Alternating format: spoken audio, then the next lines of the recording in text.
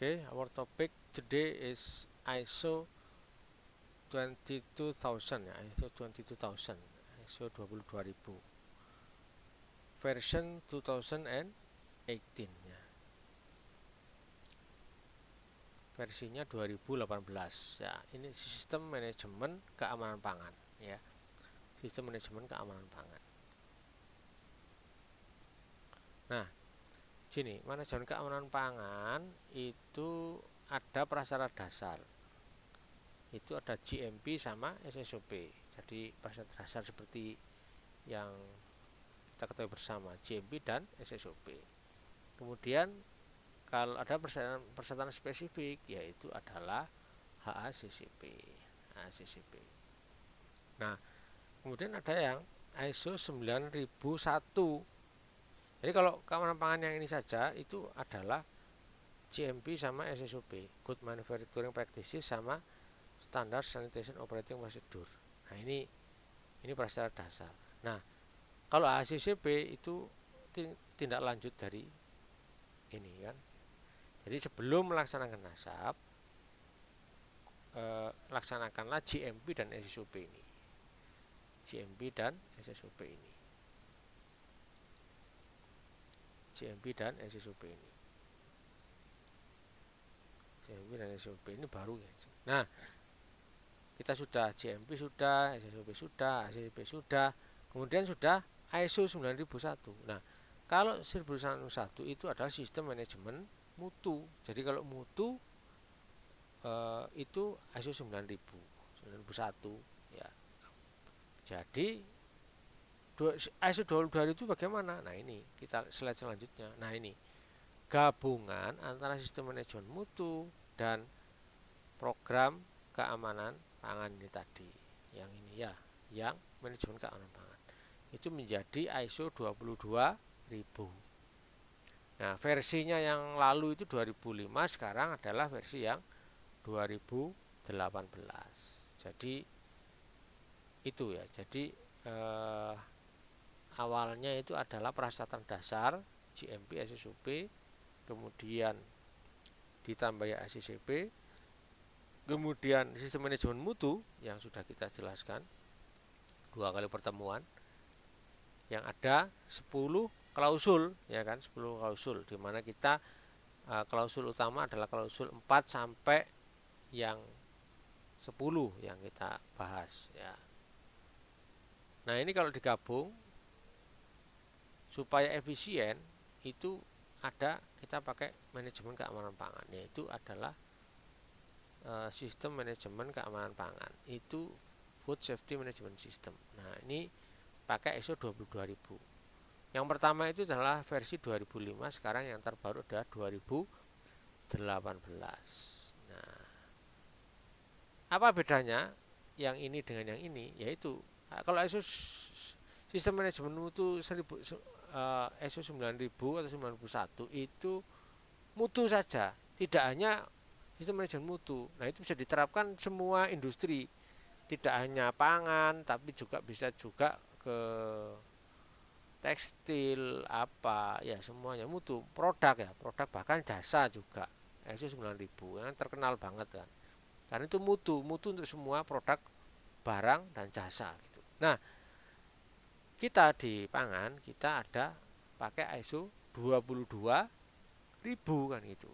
Ya, itu selain keamanan pangan, kita memasukkan keamanannya. Selain mutu, kita juga memasukkan keamanannya. Nah, makanya kita masukkan elemen HACCP di sini ya, sama prasyarat dasar ini di ISO 22000. Nah,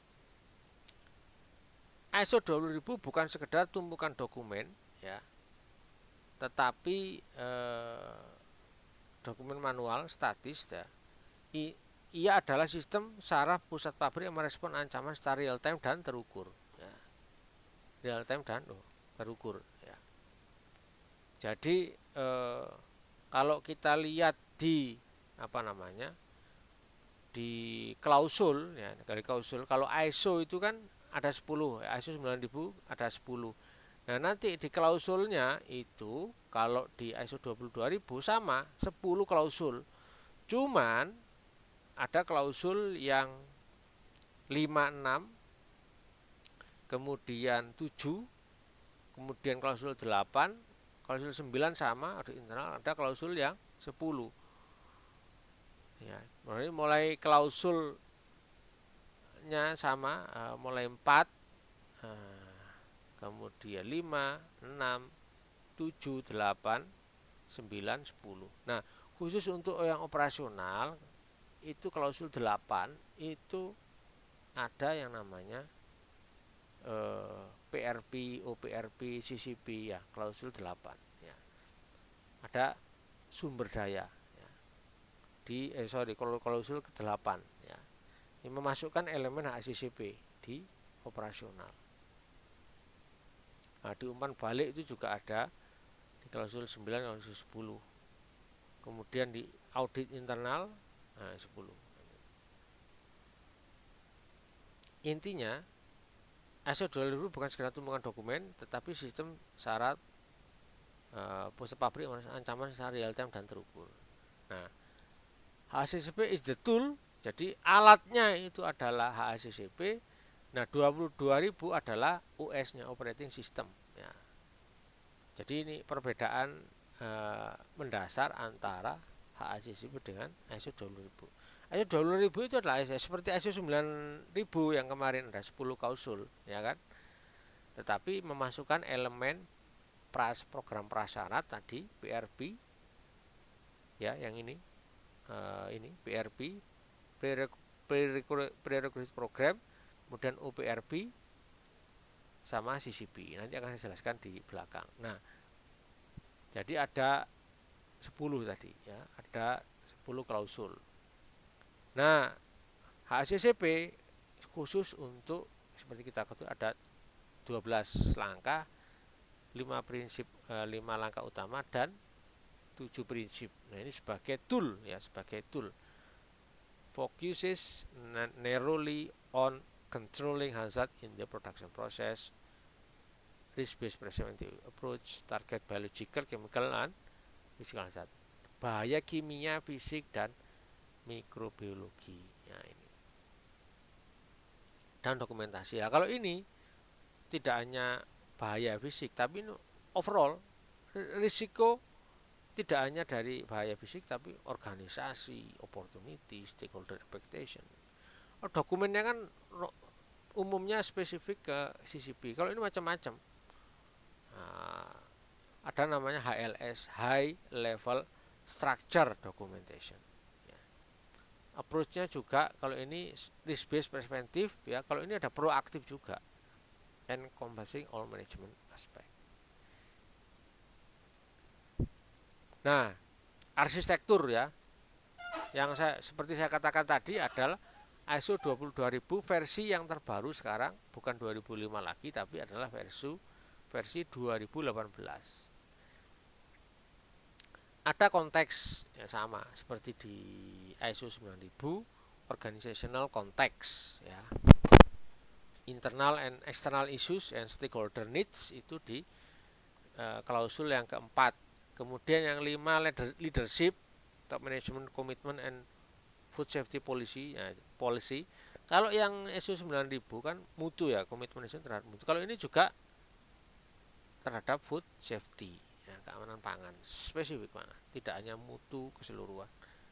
Risk assessment and objective setting, evaluation dan improvement. Nah, ini yang menjadi penekanan di klausul ke-8 itu ada PRP ya, prerequisite program sama HACCP and traceability ya. Jadi semacam ISO 9001 cuman ditambahi add-on di klausul 8 itu HACCP ini sama PRP. Prerequisite program itu apa? Ya, program itu adalah program prasyarat apa? Ya GMP sama SSOP kan gitu. Cuman namanya bukan GMP di ISO 20000 itu istilahnya bukan GMP dan SSOP, tapi namanya adalah PRP. Dilebur namanya prerequisite program. Nah, kaitannya ini dengan PDCA gimana? Plan Do Check Act. Plan, do, check, act. Ya, kalau yang plan sama, klausulnya adalah 4567, sama seperti di ISO 9001. 4 klausul 4567. Kemudian klausul 8 bagaimana? Ini adalah do, PD kan, do. Kemudian check itu klausul 9. Kemudian act klausul 10 ya gitu. Nah, di operasional ini yang do itu ada tetap aja plan do PDCA sama. Plan hazard ya, kemudian do updating, check klausul 9 ya kan, updating ini dual engine ya gampangannya PDCA-nya. Jadi PDCA-nya tidak hanya klausul keseluruhan, tetapi di dalamnya itu ada engine ada siklus PDCA khususnya untuk klausul 8 ya. Prinsip monitoring CCP ensuring and product safety on the factory floor. Kemudian next risk based thinking model. Nah, sama dengan di ISO 9001 yang versi 2015 sama, ada namanya berbasis risiko ya. Ada yang namanya, yang pertama adalah high operational low organizational,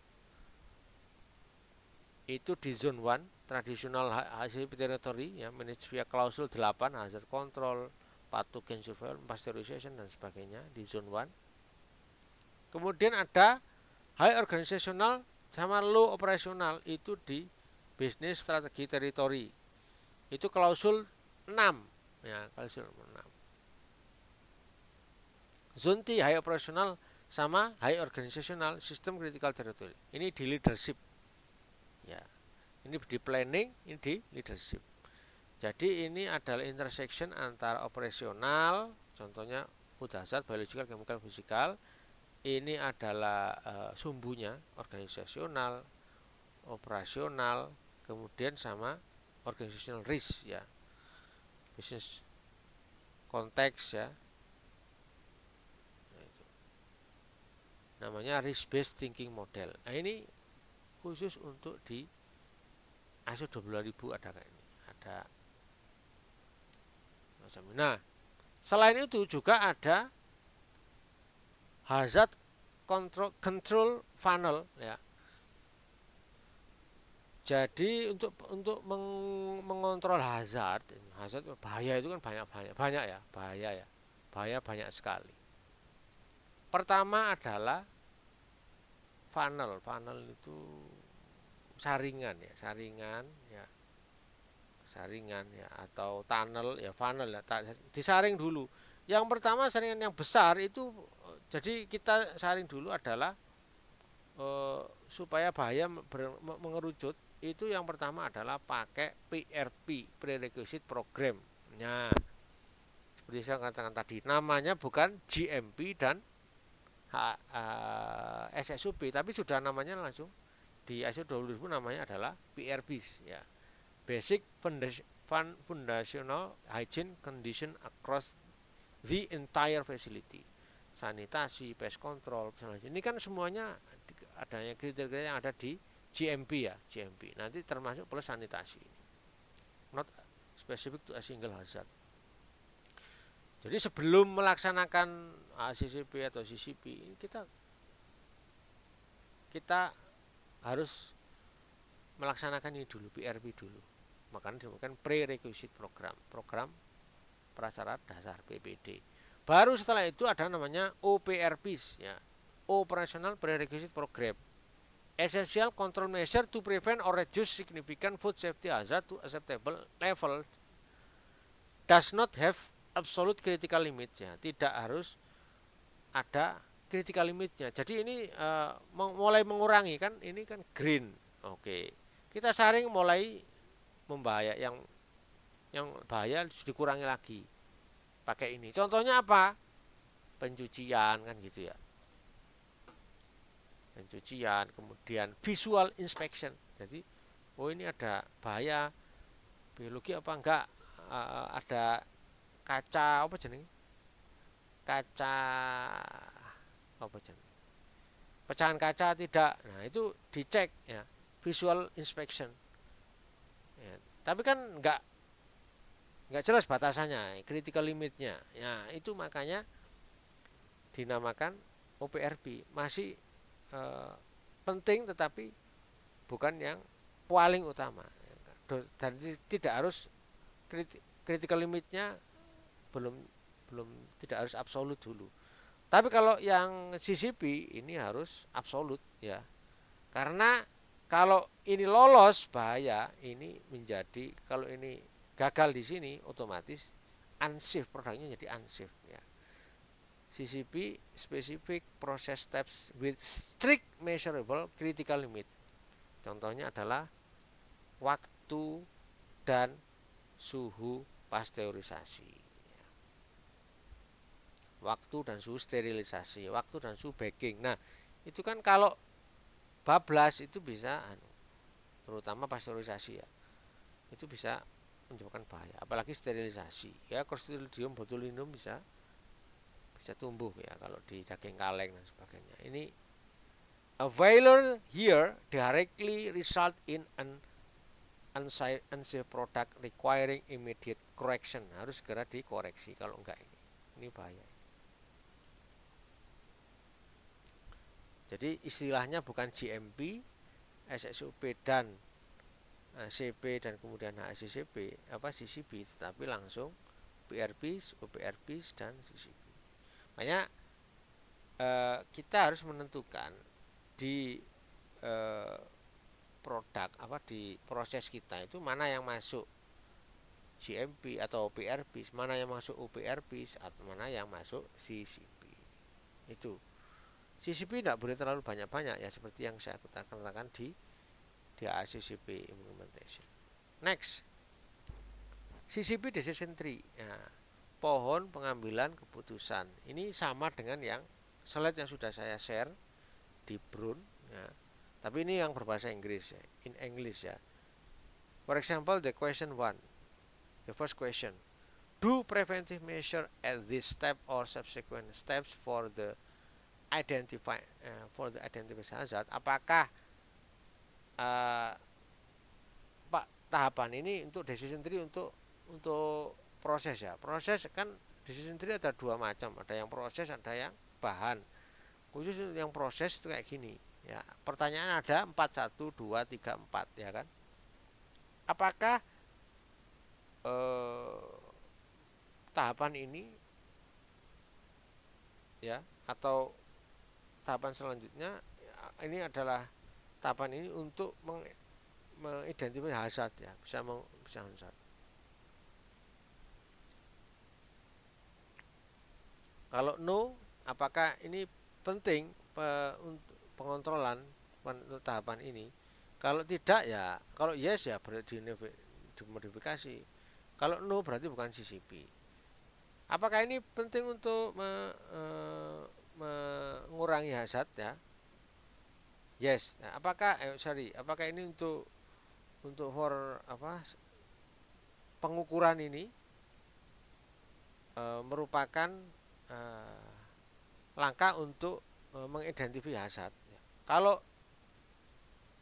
yes, ini masuk ini Q2 pertanyaan 2. Apakah ini eliminate atau reduce menjadi yang paling acceptable level? Kalau yes langsung CCP. Sama pertanyaan yang berbahasa Indonesia yang di slide saya yang tentang ACCP itu sama ini. Kalau no, masuk ke pertanyaan ketiga. Apakah kontaminasi bisa terjadi?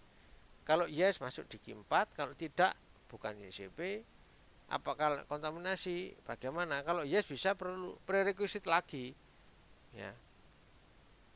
Kalau bisa ada kontaminasi di yang lanjutnya, ini bisa dicek di apakah tahapan selanjutnya bisa mengeliminasi hazard. Kalau tidak berarti masuk CCP, kalau iya tahapan selanjutnya mengeliminasi hazard berarti bukan CCP ya. Tinggal prerequisite filter, tinggal membuat di prerequisite-nya di PRP. Contoh, ini operational control di small scale yogurt plant. Ini kan kalau kita tahapan di yogurt itu kan mulai dari milk reception, dari yogurt, kemudian diterima kan, kemudian dihomogenisasi, kemudian dipasteurisasi. Nah, pasteurisasi ini adalah CCP, ya, to eliminate the. Nah, anunya apa? Waktu dan suhu pasteurisasi. Ini PHE, plate heat exchangers ini, ya, pasteurisasi. Kemudian ada inokulasi, mikroba bakterinya di bakteri baiknya diinokulasikan setelah suhu turun sekitar 140, kemudian turunkan lagi di cooling. Nah, cooling ini juga second CCP, karena kalau tidak dikontrol cooling di sini adalah bisa naik suhunya.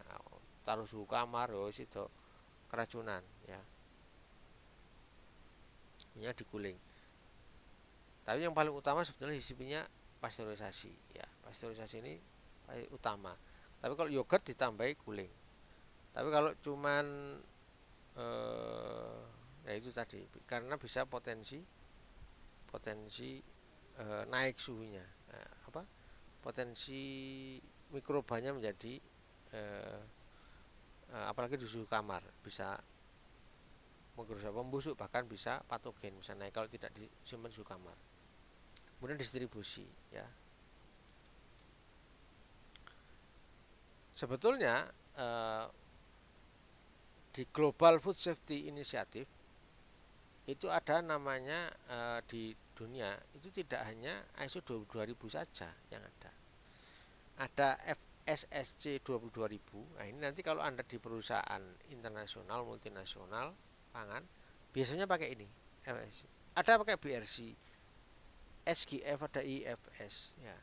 Tapi di kesempatan ini saya hanya menjelaskan dulu yang tentang ISO 22000 ini contoh.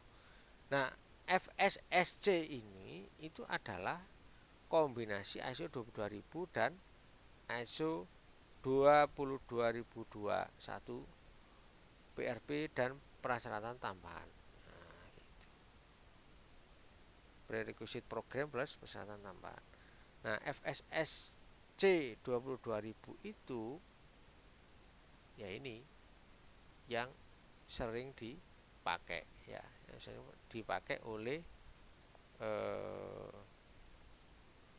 industri sekarang kan gitu, ya. FSSC 22000. Apa bedanya dengan standar-standar yang lain? Ya, itu tergantung masing-masing perusahaan, ya. Kadang perusahaan kalau mau ekspor Eropa pakai 2000, atau hanya kadang-kadang cuma ISCP, kadang cuma GMP doang kan gitu, ya, tergantung. Kadang ISO 9000. Nah,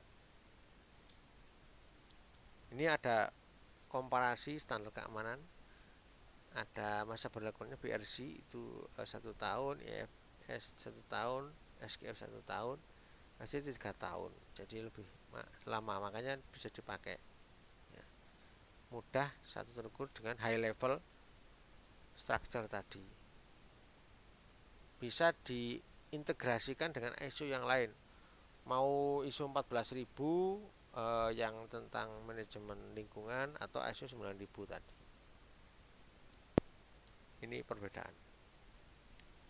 Ini sulit diintegrasi, maksudnya kalau kita kalau pakai BRC itu maksudnya sulit diintegrasikan. Kalau kita pakai ISO 9001 mau ditambah BRC lah, itu integrasinya sulit. Tapi kalau FSC 2000 ini mudah, ya, sesama ISO kan.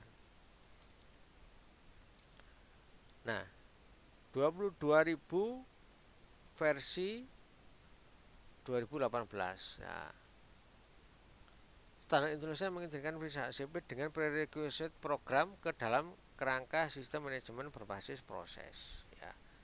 Jadi kalau kita value chain itu kan ada dari petani, pabrik kita, kemudian pengemas bahan kimia, ya, fasilitas penyimpanan logistik, ya, cold storage dan sebagainya, ada catering, restoran, retail, dan grosir. Ini value chain,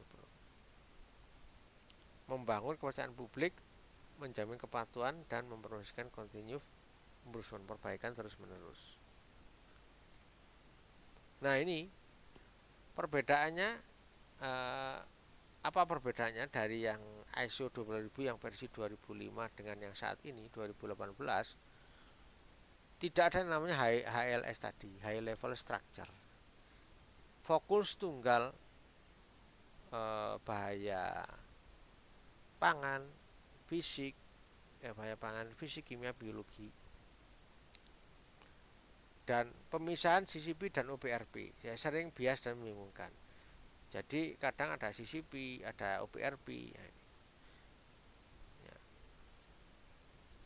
Pemisahannya itu sering membingungkan, kurang tegas. Tapi kalau di ISO 2000 itu tegas, mana CCP, mana OPRP, ya operasional.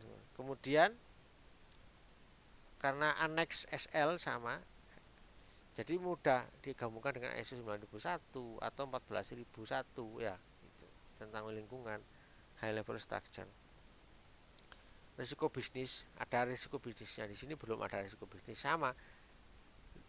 Risiko bisnis kan ada di ISO 9000 ya, makanya macam itu ini ya. Karena ISO 9001 itu kan 2015 ya, 2018 kan setelahnya. ISO 9001 yang 2015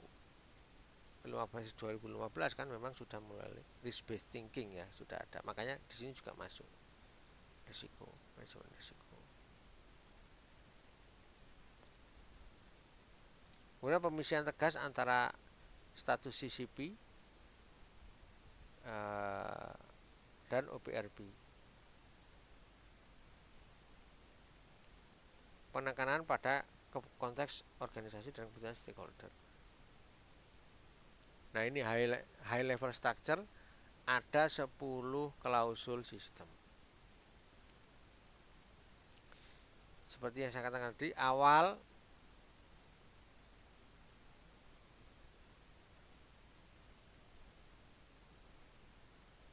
nah ini ada di, kalau kita lihat di klausul ISO 22 ya, 1000 ini, itu ada hampir sama dengan ISO 9000.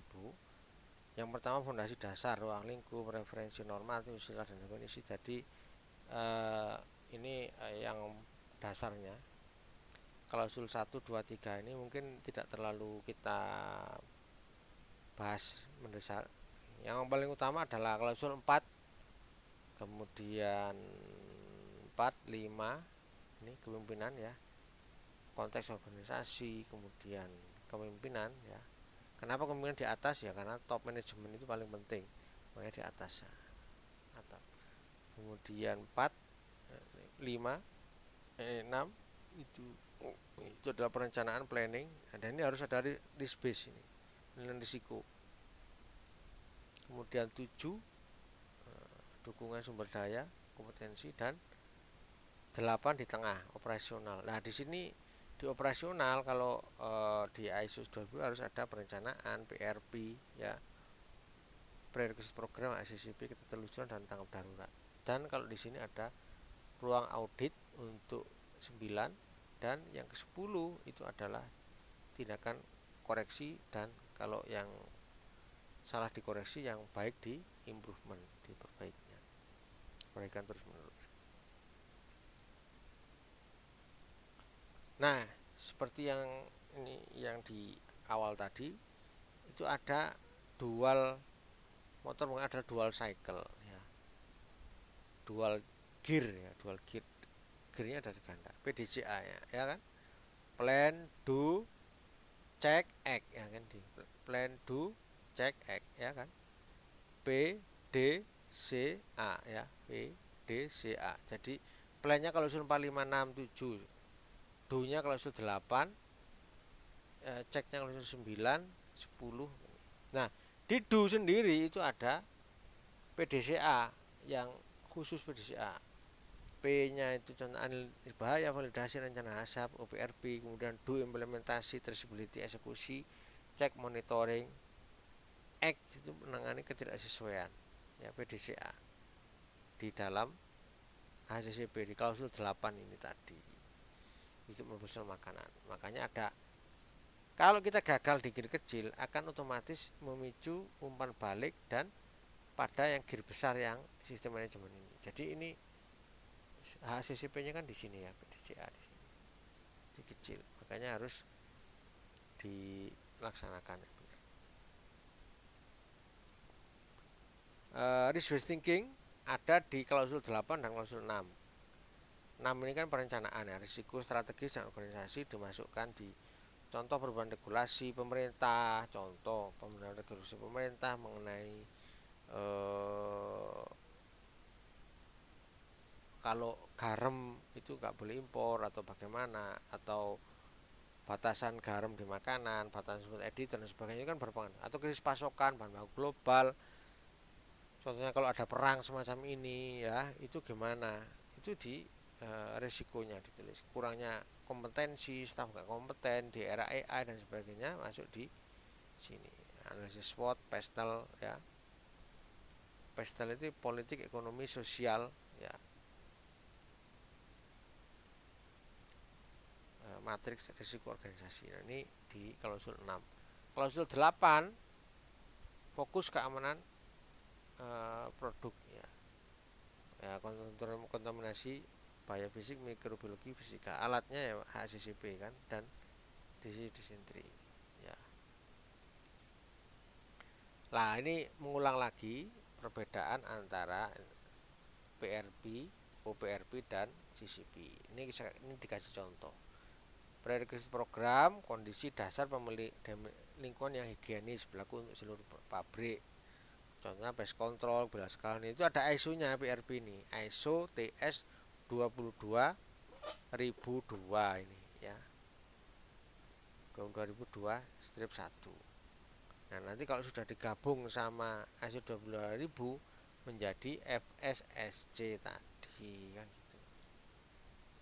FSSC 2000 dengan ISO TS ini prerequisite program sanitasi, pest control, bulan karyawan, lokasi dan sebagainya.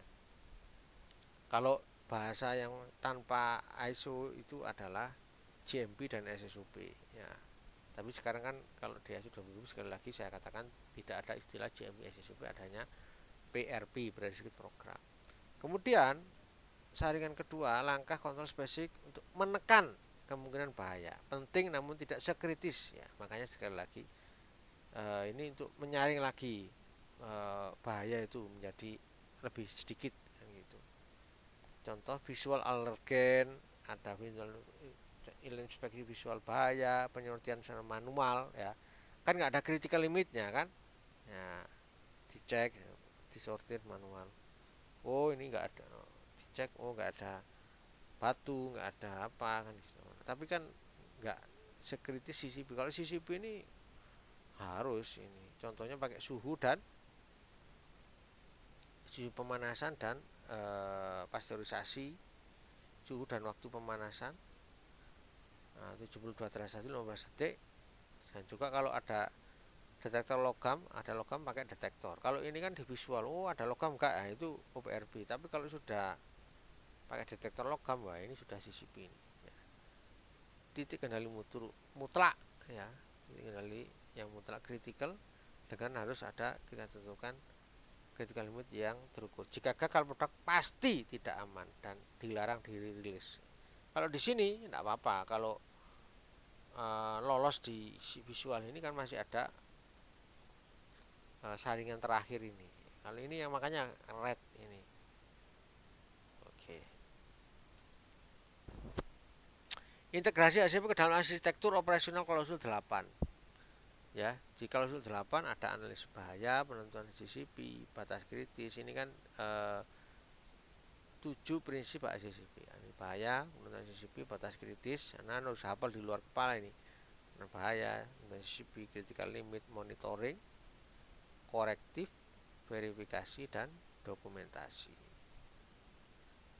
Jadi namanya adalah 7 prinsip itu dimasukkan integrasi. Contohnya bahaya. Tadi ini kalau menurut CCP pakai disentri untuk memisahkan mana yang OPRP mana yang CCP ya.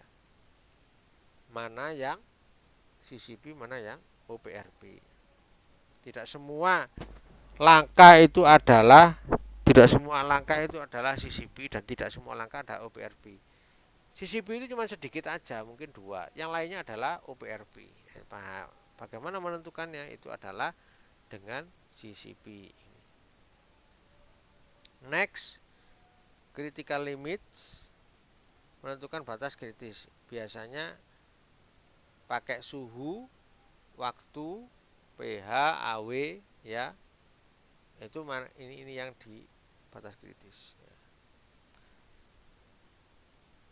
Nah, jadi ISO 22000 tidak membuang hak CCP, tetapi ia membungkus hak CCP dengan sistem tata kelola manajemen yang kuat dan terukur. Nah, dimasukkan ke dalam klausul 8.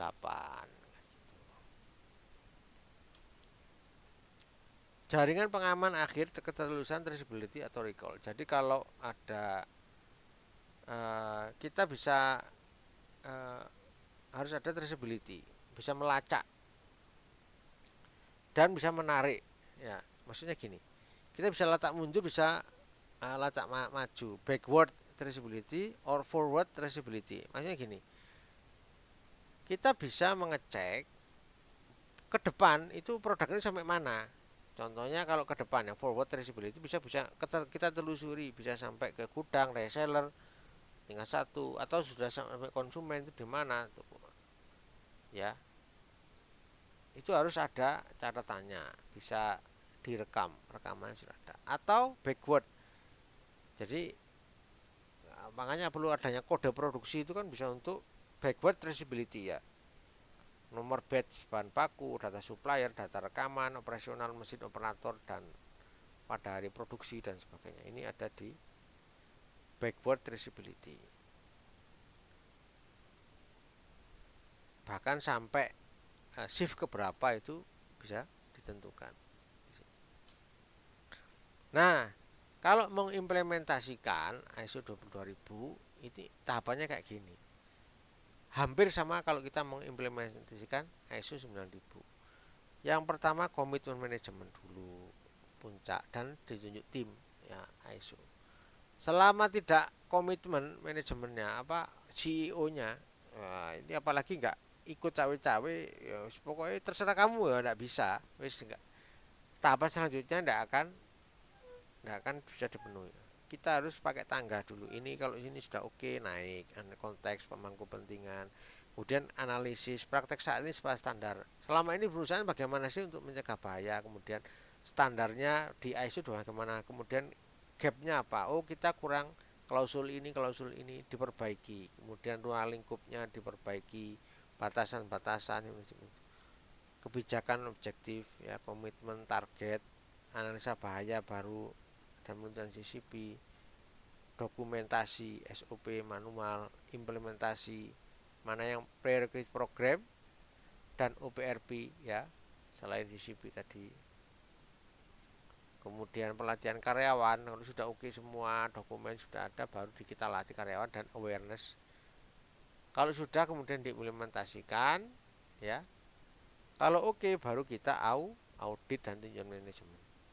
Sudah baru eksternal audit untuk sertifikasi oleh badan eksternal, ya, apa SGS atau TUV, ya, TUV, ya, sehingga kita dapat sertifikat ISO 22000. Sama ISO 9001 juga sama, cuman memang nggak ada analisa bahaya dan penentuan CCP ini kan. Kalau ini khusus ISO 22000. Dokumen, dokumentasi hampir sama dengan ISO 9001. Secara umum dokumentasi food safety management atau manajemen sistem itu adalah dokumen level 1, 2, 3, dan 4. Seperti piramida bentuknya. Level 1 itu manajemen manual mutu, kebijakan mutu, arah strategis perusahaan. Jadi ini yang CEO, top manajemen itu menentukan level 1. Bawahnya lagi menentukan prosedur, alur sistem prosedur HACCP, traceability, recall, pengendalian dokumen itu. Bentuknya prosedur itu gimana? Kalau ini kan master, ya, bentuknya itu buku, ya, kebijakan mutu, kayak manual, ya. Kalau prosedur itu bentuknya semacam kayak diagram alir gini.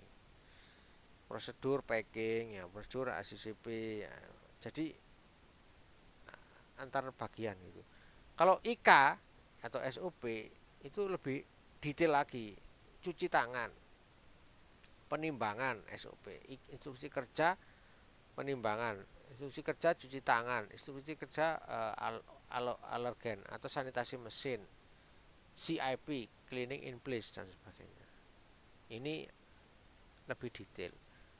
Rekaman, record yang kita isi, ya record itu yang kita isi, ya logbook, log monitoring, suhu, CCP, daftar hadir, pelatihan, itu kan yang pokoknya ada isiannya itu level 4 rekaman, record atau form, ya. Semakin bawah yang kita isi. Kalau instruksi kerja kan nggak diisi, ya ini nggak diisi, ini benar-benar dibuat secara umum, visi misi perusahaan, visi foya misi foya, visi misi foya foya, nah guyonannya gitu, ada manual mutu, sasaran mutu dan sebagainya. Kalau prosedur itu kayak ini, kemudian instruksi kerja itu adalah SOP, instruksi kerja. Kalau contohnya instruksi kerja penimbangan, gimana caranya? On kan timbangan, kemudian di ter kan gitu ya, kemudian di timbang dan sebagainya, itu yang lebih detail ya. Kalau di pH meter, penggunaan pH meter awalnya kita kalibrasi dulu kan, ya pakai buffer dan sebagainya. Itu urut-urutan detail itu di instruksi kerja namanya. Semakin ke atas semakin levelnya semakin abstrak atau semakin kebijakan, semakin ke bawah semakin detail, semakin tangible, semakin jelas. Malah semakin ngisi isinya. Makanya pakai piramida. Nah, sebetulnya antara ISO 22000 itu bisa diintegrasikan dengan HAS 23000 ini, khusus ini untuk di Indonesian loh itu yang 2018. Tapi HAS 23000 ini sekarang sudah tidak digunakan. Sekarang kita pakai BPJPH ya, pakai sistem SJPH, sistem jaminan produk halal. Nah itu halal asuransi sistem jaminan produk halal itu bisa diintegrasikan sebetulnya ISO 22000 dengan SJPH, sistem jaminan produk halal yang punyanya badan BPJPH. Tapi nanti ini semuanya akan dijelaskan oleh Bu Wulan ya, khusus untuk ini. Nah ini saya apa namanya, overview saja. Sebetulnya bisa diintegrasikan antara ISO 2000 dengan halal sistem itu tadi. Nah, contohnya dari BPJPH itu kan ada kriteria management team, kriteria tentang training, production traceability, ada internal audit. Ini bisa digabung gitu loh. Bisa single audit, kemudian share PRP, kemudian training juga bareng, bisa ada di sini. Di sini ada leadership, masuk di halal management team. Ya. Di kriteria-kriteria nanti di bab khusus tentang halal ada tersendiri. Jadi sertifikasi bukan garis akhir. Sistem harus proaktif beradaptasi terhadap perubahan resep, teknologi mesin baru dan dinamika global ya. Keamanan pangan bukan hanya metrik kualitas, melainkan lisensi fundamental perusahaan untuk beroperasi. Memulai sertifikasi ISO 22018 menunjukkan komitmen mutlak, namun nilai setinya terletak pada budaya organisasi ya, untuk perbaikan terus menerus sehingga tidak menolak rasa puas diri. Jadi keselamatan pangan terjadi sejak awal, ditingkatkan tanpa akhir, terus menerus ya, perbaikan terus menerus.